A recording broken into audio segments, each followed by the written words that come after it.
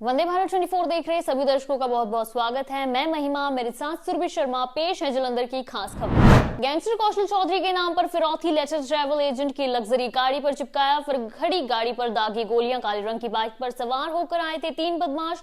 Letter में अंग्रेजी भाषा का इस्तेमाल करके 5 करोड़ की मांगी फिरौती। पिछले कई दिनों से जालंधर में चल रही मिनिस्ट्रियल स्टाफ की हड़ताल के चलते 15 दिसंबर को नो वर्क डे का ऐलान किया गया था, जिसके चलते सुबह मेन गेट पर कर्मचारी जमा हो गए और उन्होंने ऑफिस खुलने नहीं दिया। इसी दौरान कर्मचारियों के 2 गुटों में टकराव हो गया और नौबत हाथापाई तक पहुंच गई, जिस दौरान कुछ लोग चोटिल भी हो गए। महानगर के मंजीत नगर इलाके में नशे की ओवरडोज से एक युवक की हुई मौत। बेघल सिंह अपने घर से स्कूटी लेकर निकला था, लेकिन रास्ते में बस स्टैंड के पास नशा करने की वजह से उसकी मौत हो गई। सूचना मिलने के बाद थाना डिवीजन 5 की पुलिस मौके पर पहुंची। परिवार ने पोस्टमार्टम कराने से मना कर दिया। इसके बाद पुलिस बिना जांच के ही वहां से चली गई। उस कॉलेज के पास स्थित गुरु अर्जुन नगर में हुई रागिनी हत्याकांड को कमिश्नरेट पुलिस तीसरे दिन में भी सुलझा नहीं सकी है। उल्लेखनीय है कि 19 वर्षीय रागिनी स्कूल छात्रा थी और गत बुधवार को सुबह उसके घर के पास ही खाली प्लॉट में उसका जला हुआ शव बरामद हुआ था। शव के मिलने के एक दिन पहले ही सुबह रागिनी स्कूल नहीं गई थी और मंगलवार की शाम से लेकर सारी रात परिजन रागिनी की तलाश कर रहे थे। चंडीगढ़ कंपनियों की वेबसाइट में सुरक्षा खामियों की पहचान करने वाला बग बाउंटी हंटर 23 वर्षीय हरिंदर को इस बार यूके सरकार द्वारा फिर मान्यता दी गई है। हरिंदर एक एथिकल हैकर है जो कंपनियों को उनके सिस्टम में कमियां ढूंढने में मदद करता है, जिसका फायदा दुर्भावनापूर्ण हैकर्स उठा सकते हैं। जालंधर स्थित पतारा में क्रेटा पलटने से सड़क हादसे में आर्मी के लेफ्टिनेंट की दर्दनाक मौत हुई है। वहीं उनके साथ मौजूद एक कैप्टन की हालत गंभीर बनी हुई है। प्राथमिक जांच में पता चला है कि हादसा धुंध के कारण हुआ है। मृतक लेफ्टिनेंट की पहचान अच्छित रूप में हुई है, जो कि मूल रूप से हरियाणा के रहने वाले। जालंधर के पुलिस कमिश्नर स्वप्न शर्मा ने विभाग में फेरबदल किया है। शनिवार यानी कि आज के 2 थानों में एसएचओ और 4 चौकी इंचार्जों के तबादले किए गए हैं। कुछ दिनों में पुलिस लाइन में तैनात इंस्पेक्टर गगनदीप सेखो थाना भार्गव कैंप की कमान दी गई। पंजाब के जालंधर में बीते कुछ दिनों में करंट लगकर मौत होने की घटना में आई बढ़ोतरी के बाद शुक्रवार को Punjab and Haryana high court ने पंजाब स्टेट पावरकॉम लिमिटेड को आदेश दिए हैं। कहा कि अगर करंट लगने से व्यक्ति की मौत होती है या किसी को नुकसान होता है तो उसका मुआवजा देना होगा या मुआवजा घटना के करीब 30 दिन के अंदर अंदर देना होगा। जालंधर के प्राथमिक स्वास्थ्य देखभाल सेवा सेंटर और बुनियादी ढांचे को और बेहतर बनाने के लिए 8 तरह के स्वास्थ्य और कल्याण केंद्रों को अपग्रेड किया जाएगा। यह फैसला डीसी विशेष सारंगल द्वारा की गई मीटिंग में लिया गया है। डीसी विशेष सारंगल ने कहा कि सरकार ने इन केंद्रों के नवीनीकरण और आधुनिकीकरण के फंड जारी कर दिए हैं। इसका काम जल्द शुरू किया जाए। जालंधर बार एसोसिएशन के 100 साल के इतिहास में पहली बार आदित्य जैन रिपीट प्रधान इलेक्शन जीतकर बने हैं। इससे पहले कई बार ऐसे मौके आए हैं जब टेन्योर पूरी करने के बाद निर्विरोध दोबारा प्रधान चुने गए। ਅੱਗੇ ਦੀ ਖਬਰਾਂ ਪੰਜਾਬੀ ਦੇ ਵਿੱਚ ਜਲੰਧਰ ਵਿੱਚ ਪੁਲਿਸ ਕਮਿਸ਼ਨਰ ਵੱਲੋਂ ਕਈ ਥਾਣਿਆਂ ਦੇ ਇੰਚਾਰਜਾਂ ਦੇ ਤਬਾਦਲੇ ਕੀਤੇ ਗਏ ਹਨ। ਜਾਣਕਾਰੀ ਅਨੁਸਾਰ ਗਗਨਦੀਪ ਸੇਖੋ ਨੂੰ ਥਾਣਾ ਭਾਰਗੋ ਕੈਂਪ ਦਾ ਇੰਚਾਰਜ ਨਿਯੁਕਤ ਕੀਤਾ ਗਿਆ ਹੈ, ਜਦਕਿ ਥਾਣਾ ਭਾਰਗੋ ਕੈਂਪ ਦੇ ਇੰਚਾਰਜ ਹਰਦੇਵ ਸਿੰਘ ਨੂੰ 4 ਥਾਣਾ ਇੰਚਾਰਜ ਲਾਇਆ ਗਿਆ।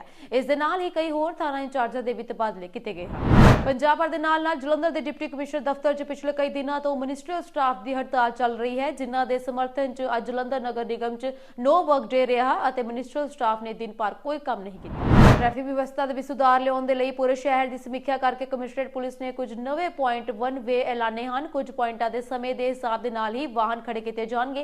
सीपी स्वपन शर्मा ने नो टॉलरेंस रोड और जंक्शन विच 4 जोन बने हैं, जिथे नवीं बनाईयां ERS दीयां टीमां तैनात रहणगीਆਂ। नाका तोड़ के भजे 2 गैंगस्टरां नूं मोहाली CIA स्टाफ पुलिस ने एनकाउंटर तो बाद गिरफ्तार कर लिया है। गैंगस्टरां की पछाण प्रिंस वासी राजपुरा और करमजीत के रूप में हुई है। इस एनकाउंटर दे विच 2 गोलियां लगन कारण गैंगस्टर प्रिंस गंभीर जख्मी होया है, जिसनूं इलाज लई अस्पताल ले जाया गया है, जबकि गैंगस्टर करमजीत भी जख्मी होया है। एसएफ वालों जारी किए गए आंकड़े साबित कर रहे हैं कि मौजूदा सरकार के कार्यकाल दौरान हैरोइन के आमद ने पिछले सारे रिकॉर्ड ही तोड़ दिए हैं। आंकड़े अनुसार 1 दिसंबर 2022 तो लैके 3 नवंबर 2023 तक के समय दौरान 493 किलोग्राम हैरोइन बरामद की गई है, जिसकी अंतरराष्ट्रीय बाजार में कीमत 2465 करोड़ रुपए के करीब दसी जा रही है। इन्ना ही नहीं, BSF के आंकड़े अनुसार इसी समय दौरान 93 ड्रोन जब्त किए गए हैं, जो कि सरहदी पिंडों के खेतों में लवारिस पाए गए हैं, जबकि ड्रोनां की मूवमेंट हर रोज होती है। पंजाब विचों जेकर किसी नागरिक की जान बिजली विभाग की लापरवाही के चलते करंट लगन नाल हुंदी है तो मुआवजे की रकम मुलजम मुआवजा कानून तहत जारी की जाएगी। मुआवजा जारी करने के लिए 30 दिन तय किए गए हैं। यह जानकारी पंजाब स्टेट पावरकॉम कॉरपोरेशन के हाई कोर्ट विच पंजाब के जलंधर के पतारा च भयानक सड़क हादसा वापरिया है। इस दर्दनाक हादसे च फौज के एक लेफ्टिनेंट की मौत हो गई है और उस दे नाल मौजूद एक कैप्टन की हालत गंभीर है। दसिया जा रहा है कि हादसा पतारा के पिंड नरंगपुर नेड़े स्थित सिटी पॉइंट से होया।